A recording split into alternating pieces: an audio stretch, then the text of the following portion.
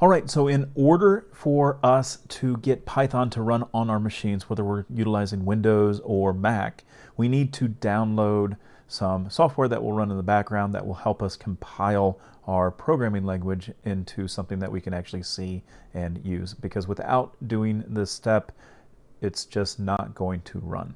So the first thing that we need to do is we need to head over to this website. It's going to be in the description down below this video, and it's called python.org.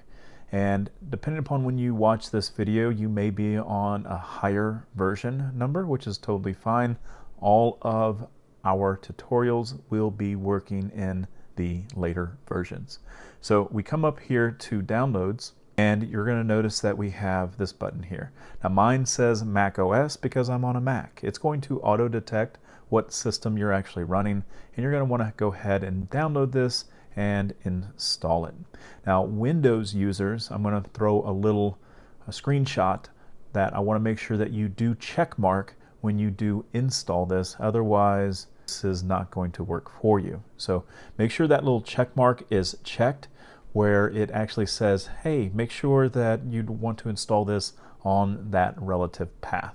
Okay. Now we're going to go ahead and test everything to make sure that you did install it in a separate video once we get our Visual Studio Code up and installed as well. So we'll see you in the next video.